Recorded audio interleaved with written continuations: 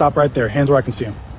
Whoa, what's the problem? I'm just walking. Keep your hands up, turn around. Seriously, officer, what's going on? We got a report of a car theft suspect matching your description. You got the wrong guy. I'm just on my way home. Stay where you are, keep your hands visible. Look, I didn't want to make a scene, but... Anyone can buy a badge online, turn around, put your hands behind your back. Officer Blake Morrison had been with the Phoenix Police Department for 6 years when he made the kind of mistake that doesn't just end a career, it destroys everything you've worked for. He was 29 years old, confident in his abilities, and convinced he was good at spotting criminals.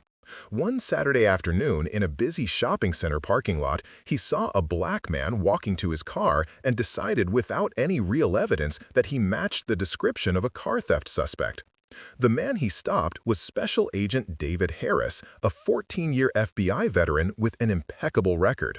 What Morrison did next, ignoring Harris's credentials, refusing to verify his identity, and arresting him in front of dozens of witnesses, would cost the city $3.7 million and prove that sometimes bias is stronger than a federal badge. Before we continue, where are you watching from? If this is your first time here, please hit that subscribe button. Stories like these need to be shared, and your support helps us bring more truth to light. Desert Ridge Marketplace sits in North Phoenix, a sprawling outdoor shopping center with high-end retail stores, restaurants, and a movie theater. On weekends, the parking lots are packed with families, couples, teenagers hanging out. It's the kind of place where nothing dramatic ever happens. It was 2:30 on a Saturday afternoon in October. The Arizona sun was bright and hot, temperature hovering around 94 degrees, the kind of heat that makes you hurry from air-conditioned store to air-conditioned car. Special Agent David Harris had been with the FBI for 14 years. 14 years working complex cases that most people never hear about. 8 years in the Organized Crime Division, investigating drug trafficking organizations, human smuggling operations, and interstate criminal enterprises. 4 years in white-collar crime, dismantling financial fraud schemes. 2 years in violent crimes before that. He'd coordinated with DEA, ATF, ICE, and local police departments across the Southwest. He testified in federal court more than 20 times. He'd received commendations from 2 different FBI directors. His supervisors called him thorough and reliable. His colleagues called him the guy who never missed a detail. At 39 years old, David Harris was exactly where he'd worked to be, trusted with major investigations, respected by everyone who knew his work, and valued as someone who could handle the pressure that came with going after dangerous criminal organizations. That Saturday afternoon, Harris wasn't working a case. He was off duty, dressed in jeans, a polo shirt, and casual sneakers. He'd gone to Desert Ridge to buy a birthday gift for his daughter. She was turning 12 next week and had just walked out of a sporting goods store carrying a shopping bag with a new soccer ball and cleats. His personal vehicle, a dark blue Honda Accord, was parked in the middle of the lot, about 50 yards from the store entrance. He'd grabbed his keys from his pocket and was walking toward his car, thinking about his daughter's birthday party, when everything changed. He had every right to be there. He'd broken no laws. He was just a father shopping for his kid. But to Officer Blake Morrison, cruising through the parking lot in his patrol car, Harris looked like something else entirely. Blake Morrison had joined the Phoenix Police Department 6 years earlier with dreams of becoming a detective. He wanted to solve major cases, make big arrests, build a reputation as someone who could spot criminals that other officers missed. But Morrison had a problem. He saw criminals everywhere, especially criminals who fit a very specific profile. In 6 years, Morrison had generated 14 complaints. 14! That number should have triggered intensive review, reassignment, or termination. But each complaint had been investigated and closed with recommendations for additional training. Morrison attended every workshop, signed every form, and went right back to the same behavior. 10 of the 14 complaints involved stops of black men in situations where there was minimal or no probable cause. A black teenager walking through a parking lot. Morrison detained him for 30 minutes, claiming he matched a robbery suspect. He didn't.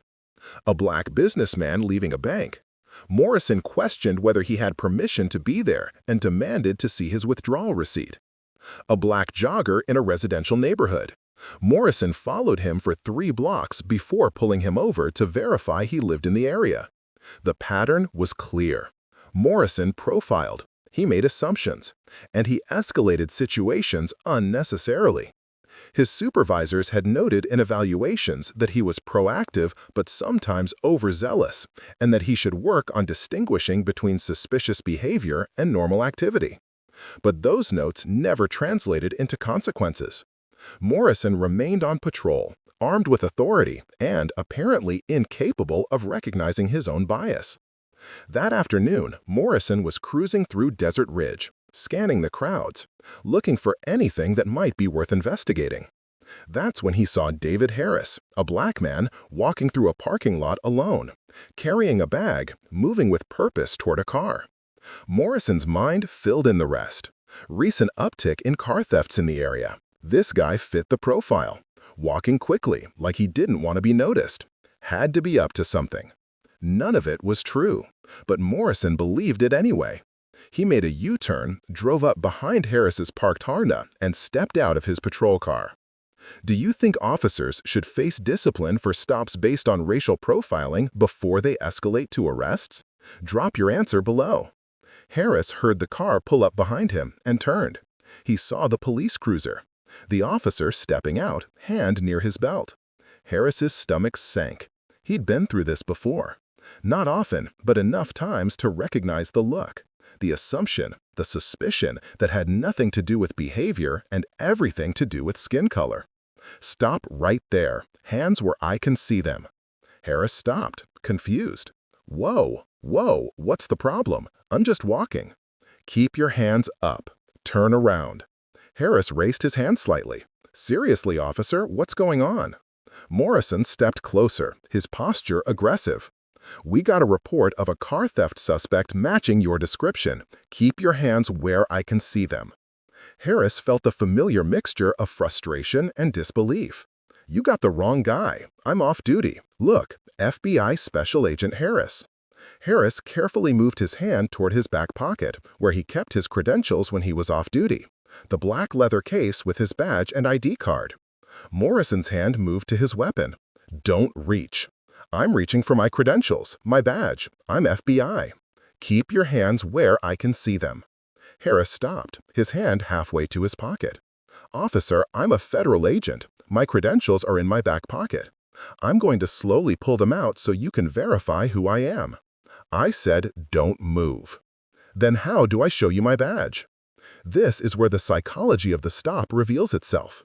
Officer Morrison had already decided what he was looking at. In his mind, he'd spotted a car thief, someone trying to talk his way out of trouble. And the claim of being FBI, classic deflection. Criminals posed as law enforcement all the time. Morrison had heard about it in training. So when Harris said he was FBI, Morrison didn't hear truth. He heard a lie. A sophisticated lie, but a lie nonetheless. Anyone can buy a badge online. Turn around and put your hands behind your back. Harris stared at him in disbelief. This is a real federal badge. Call it in, verify it. Don't make this worse. I'll decide what gets verified. You're under arrest. Harris closed his eyes briefly, taking a slow breath. He knew what was about to happen. He could refuse and risk escalation, or he could comply and let this catastrophic mistake play out. Officer Morrison. Harris read the nameplate, his voice dropping to something cold and controlled. I am Special Agent David Harris, FBI. I work out of the Phoenix field office. I've been with the Bureau for 14 years. I came here to buy a birthday present for my daughter, and you are about to arrest me based on nothing but racial profiling. Morrison pulled out his handcuffs. Turn around. If you handcuff me, you're going to be on the news tomorrow. You're going to be named in a federal lawsuit, and you're going to lose your job. Last warning. Turn around. Harris turned slowly. I'm complying under protest, but everyone watching needs to know I'm FBI. This is wrongful arrest, and this officer refused to verify my credentials. People had stopped to watch. Phones came out. Someone started recording. A woman called out, "Is that really necessary?"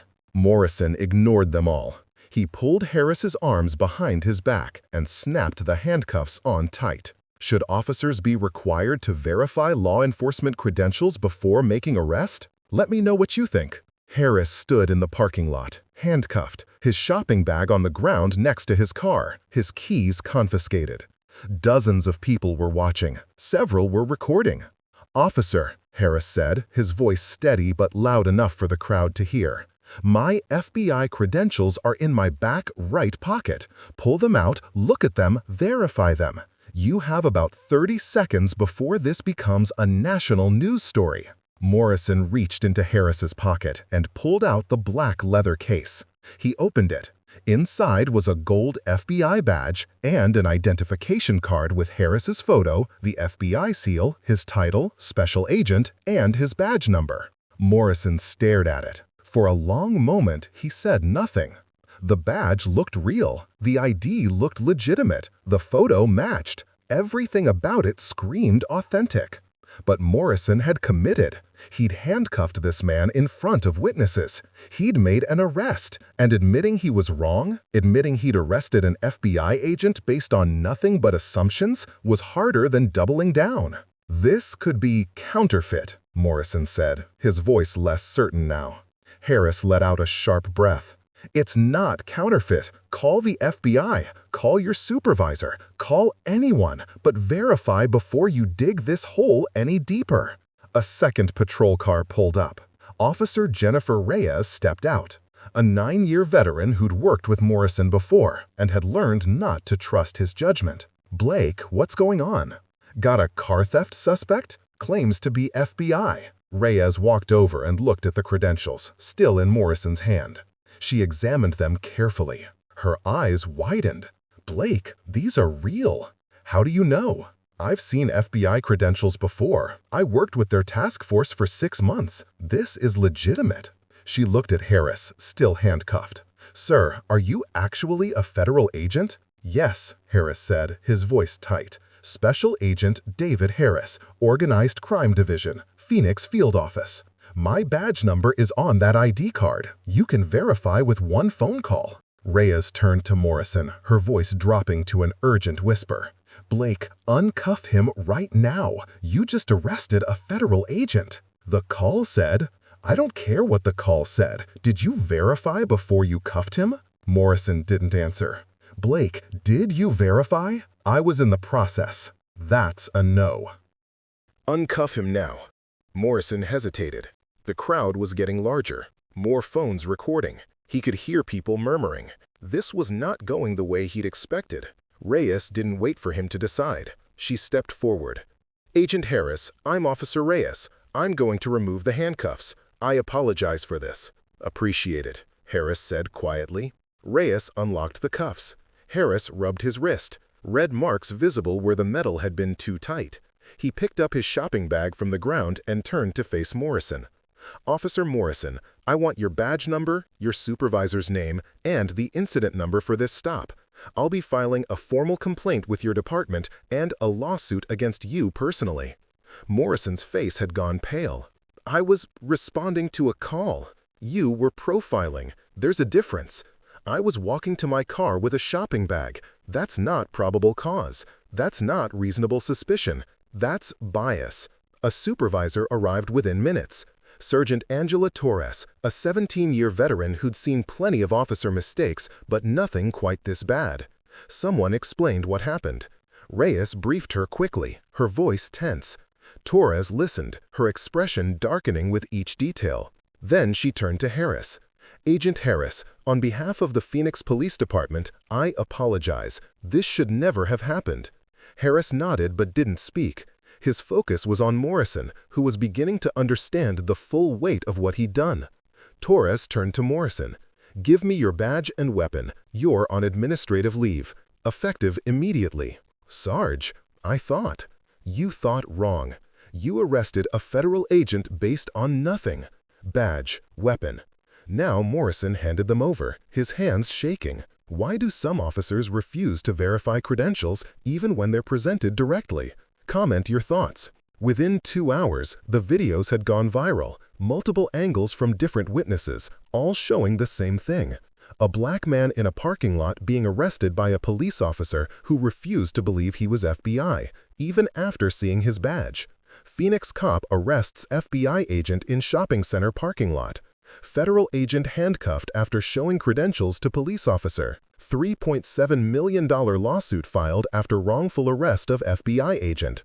The story dominated local news by evening and national news by the next morning. The FBI issued a formal statement condemning the arrest and demanding a full investigation. The video showed everything: Morrison's aggressive approach, Harris identifying himself as FBI, Harris showing his credentials, Morrison calling them fake and arresting him. Anyway, civil rights attorneys contacted Harris within hours. This wasn't just about an unlawful arrest. This was about the systematic assumption that black people are criminals until proven otherwise. It was about an officer who generated 14 complaints in 6 years and was still on patrol. It was about a department that failed to stop him before he arrested a federal agent. The lawsuit named Officer Blake Morrison, Sergeant Torres for supervisory failure, and the Phoenix Police Department. The allegations were extensive: unlawful arrest without probable cause, false imprisonment, violation of federal civil rights, racial profiling and discrimination, failure to verify credentials despite multiple requests, intentional infliction of emotional distress, failure to train and supervise officers with documented patterns of profiling. The city's attorneys reviewed the case and reached the swift conclusion: indefensible. The body camera footage and civilian videos showed everything. Morrison had no probable cause. Harris had identified himself repeatedly. Morrison had refused to verify, even after seeing the badge. The city settled within 8 months.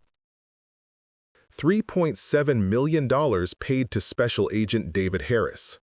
Officer Blake Morrison was terminated 10 weeks after the incident. The termination letter was final.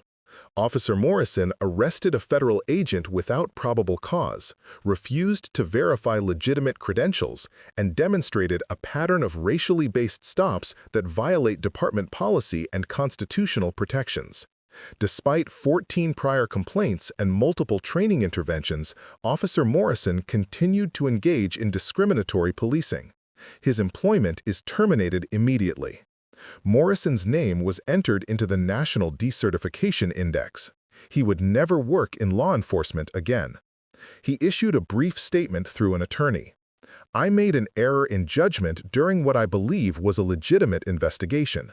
I apologize to Agent Harris and accept responsibility for my actions, but the apology came too late and meant too little." Should officers with 10 or more complaints be automatically removed from patrol duty? Drop your answer. The Phoenix Police Department faced intense scrutiny. How had Morrison, with 14 complaints over 6 years, remained on patrol? Why hadn't supervisors recognized the clear pattern of racial profiling? What training existed to prevent officers from arresting people based solely on appearance? Internal Affairs conducted a comprehensive review. What they found was a system-wide failure. Complaints were logged but not analyzed for patterns across officers. Training requirements were completed, but effectiveness was never assessed. Supervisors were pressured to clear officers quickly due to staffing shortages. No mechanism existed to remove officers with repeated profiling complaints from street patrol.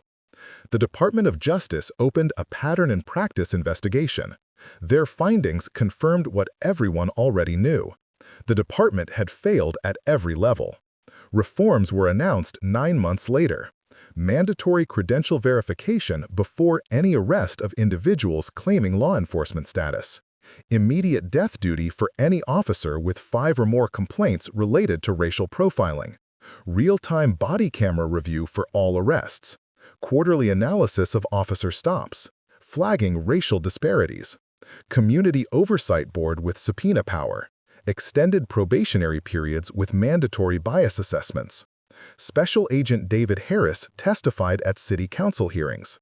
His testimony was measured but powerful. "I'm an FBI agent. I have federal credentials. I identified myself repeatedly.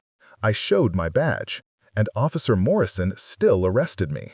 Not because I was acting suspicious, not because I was breaking any law, but because I'm a black man in a parking lot." and in his mind, that was enough. He paused, looking around the room. I had every advantage: federal authority, a badge, the ability to fight back legally. But what about the black men who don't have those things? What about the people who get profiled, arrested, and don't have the resources to sue? This isn't just about one officer. This is about a system that let him profile people 14 times and did nothing to stop him. The room was silent. If we don't fix that system, then my lawsuit means nothing. The $3.7 million means nothing, because there's another Officer Morrison out there right now pulling over another black person, making the same assumptions, causing the same harm. Should racial profiling complaints trigger automatic federal review? Let me know in the comments. This wasn't just a wrongful arrest. This was proof that for some officers, no credential is enough when bias has already made the decision. David Harris showed his FBI badge. He identified himself verbally repeatedly. He asked Morrison to verify. He did everything right. And it didn't matter, because Officer Morrison saw a black man in a parking lot and decided he must be a criminal. The badge had to be fake. The claim had to be a lie. The calm demeanor had to be manipulation. His bias was so complete that it overrode physical evidence held in his hands. This is how systemic racism operates when backed by authority. It's not always violent or dramatic. Sometimes it's quiet, insidious, built on assumptions that seem reasonable until examined. It's the assumption that black people don't belong in certain spaces. It's the refusal to verify evidence that contradicts preconceptions.